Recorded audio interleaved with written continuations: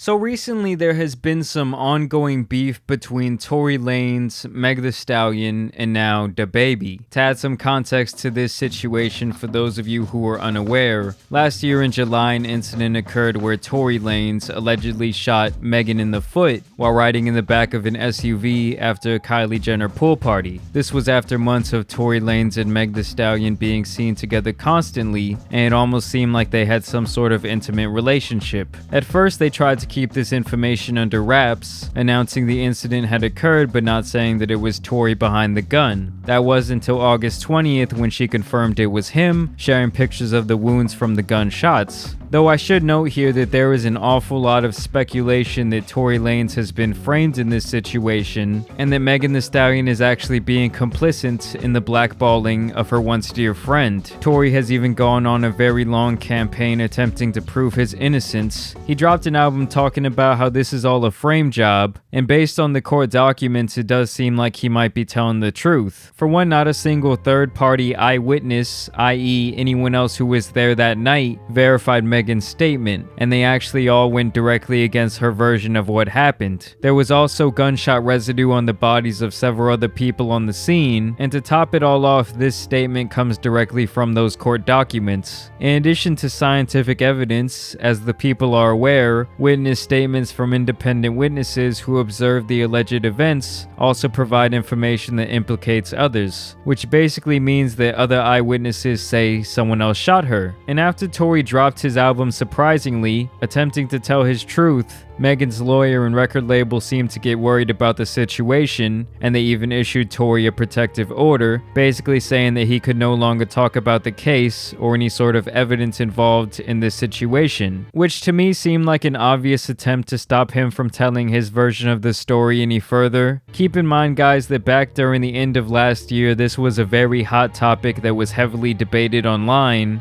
and Tory did take a huge industry hit from this, as he was now deemed the crazy rapper who shot a cash cow female artist who is also heavily involved in and protected by the music industry. And for the most part at that time, I saw most people on Megan's side. I mean, I would say like 90% of opinions, which I could see being easy for someone to do if they haven't done their due diligence of checking out these court documents. Oh, a guy shot a girl in the foot. There's really not much else to say about it. He's bad, she's good, the rest really just seems like a whole lot of he said, she said. But once you see the actual court documents and read between the lines that no eyewitness is backing her up and actually saying someone else shot her, and the fact that they're actively trying to silence Tory, it at the very least might make you skeptical about her version of this story. Either way, this all takes me to the present day where Meg Thee Stallion is publicly upset with DaBaby due to the fact that he released a song with Tory Lanez called Scat, because after the song came out someone tweeted, "I guess DaBaby and Tory Lanez are cool now because they both shot somebody and don't have to do no jail time,"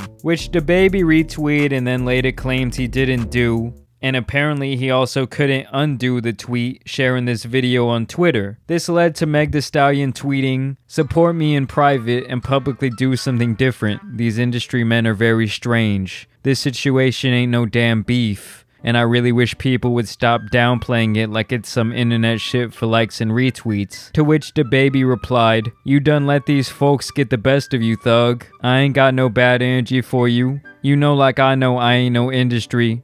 Let them fool you into thinking that you trippin'. Stand on what you stand on without feeling like I'm against you. Stay focused, my G." To which she replied, "My stance hasn't changed at all. Yours has. We already spoke about this in private and you specifically said that ain't no good business move. Why would I promote that shit? But now this ain't your beef. That ain't real. But stay on your business, my G." And to end it, DaBaby had this to say, "You ain't tweeting nothing I ain't tell that directly. I told him the same shit. Whoever cleared it. So what? Shit still ain't enough of my business for motherfuckers to be feeling some type of way about my pretty chocolate ass skin, and to that, don't feed my people." Which I found absolutely hilarious that he had to mention his pretty chocolate ass. And let me just say, I'm totally on DaBaby's side here. I mean, regardless of what did or didn't happen between two other people, it really has nothing to do with the third party, especially when you're talking business. And the other thing is, he probably really had no control over when this song would release. or even if it was going to be released at all. You know, I've noticed some women are more cliquish in this way, like, oh, I don't like her, so none of my friends can like her either.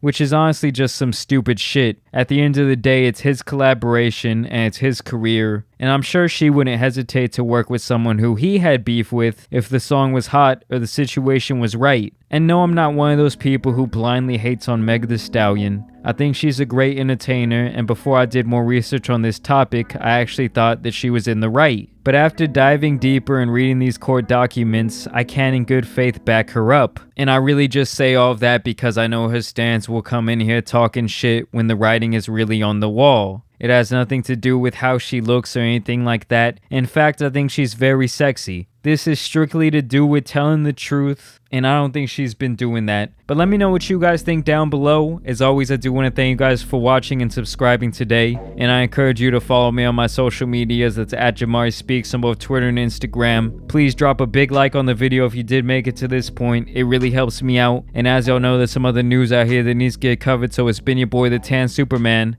and I'm out. Peace!